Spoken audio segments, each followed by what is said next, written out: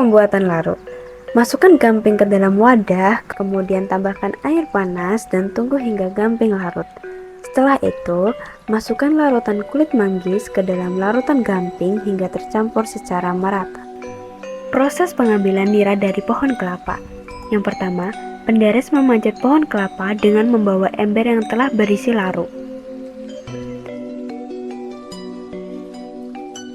Setelah sampai di atas, bunga kelapa dipotong, kemudian ditutup menggunakan ember yang telah berisi larut agar setiap tetes nira yang keluar tetap terjaga. Nira yang dihasilkan ditampung ke dalam ember yang telah berisi larut, kemudian ember ditutup rapat untuk menjaga proses pembentukan nira serta mempertahankan kualitasnya.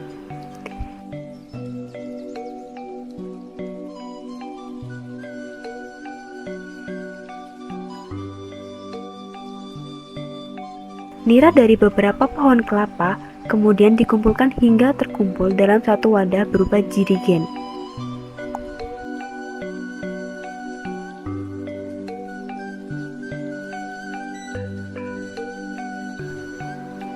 Proses pengolahan nira menjadi gula kristal. Nira yang telah terkumpul dibawa ke tempat pengolahan untuk diproses lebih lanjut.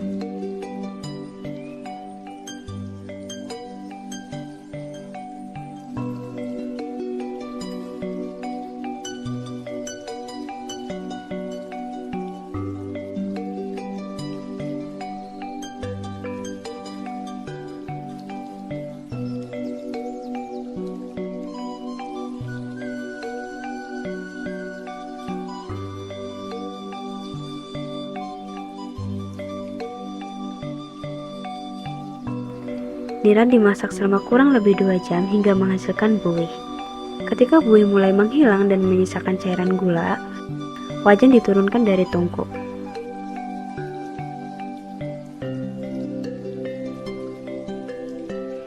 Cairan gula yang mulai mengental kemudian diaduk secara terus-menerus hingga mencapai kekentalan yang diinginkan.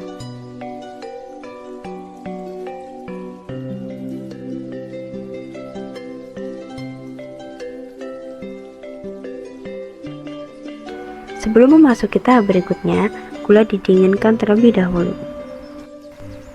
Setelah gula dingin dan mengeras, gula kembali diaduk agar teksturnya merata.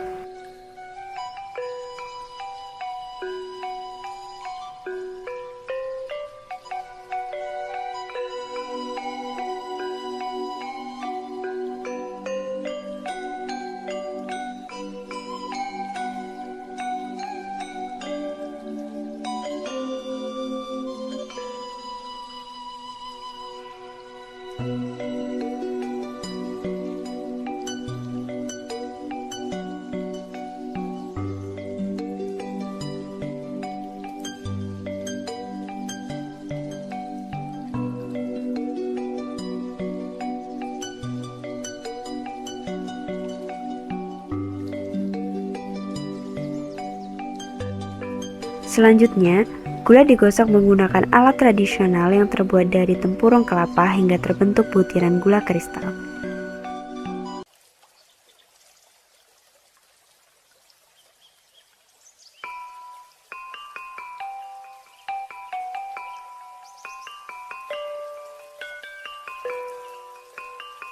Gula kristal yang telah terbentuk kemudian disaring menggunakan ayakan untuk memperoleh ukuran butiran yang seragam.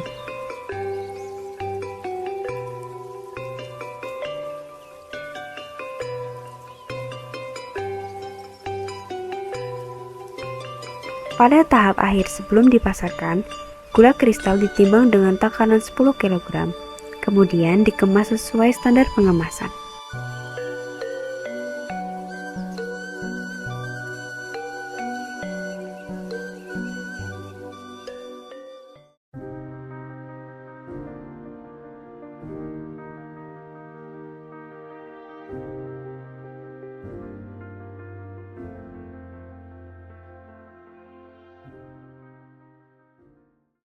Setelah melalui proses penimbangan untuk memastikan setiap produk memenuhi standar yang telah ditetapkan, gula kristal kemudian dikirim ke pabrik CV Bunga Palem untuk melanjutkan tahapan proses produksi berikutnya. Kalau untuk pengambilan sampel, kita di sini dari raw material itu diambil sampel sebanyak 70%. 70% itu dalam sampel sedikit-sedikit dari kedatangan barang. Kemudian dari 70% itu kita uji di sini beberapa uji, yaitu yang pertama ada organoleptik, itu untuk melihat warna, rasa, terus bau. Nah, itu untuk yang pertama, organoleptik. Juga kita kemudian di sini juga ada uji yang lain, yaitu program distilasi.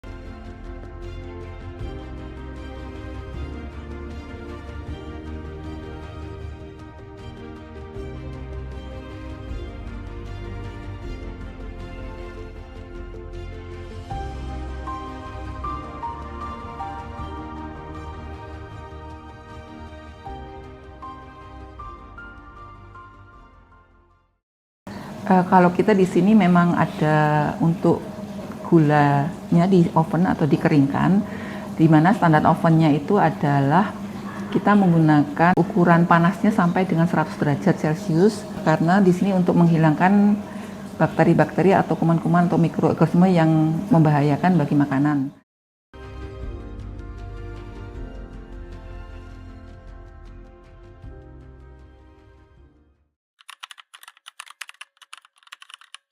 Mana pengayakan itu, untuk pengayakan itu kan diperlukan mash. Di sini mash adalah ukuran dari butiran gula. Jadi di sini mash itu tersebut ada bermacam-macam, tapi yang diterapkan di pabrik kami adalah mash 14 sampai 16. Jadi untuk pengayakannya digunakan mash antara 14 sama 16. Itu untuk butiran-butiran yang dihasilkan sesuai dengan yang diminta oleh buyer. Kemudian untuk sortir itu kita di sini juga ada sortir. Sortir itu adalah untuk seandainya dalam proses awal itu ada kotoran-kotoran yang masih belum terlewatkan di proses pengayakan, itu di situ kita sortir kotoran, selain itu juga sortir metal. Di kita untuk proses pengemasan itu, jadi alat bahan-bahan kemasnya kita sudah terstandarisasi menggunakan, ada ujinya. Jadi di sini ada uji migrasi. Jadi udah standar udah terstandarisasi sesuai dengan yang sertifikat yang kita miliki, yaitu sertifikat GRC.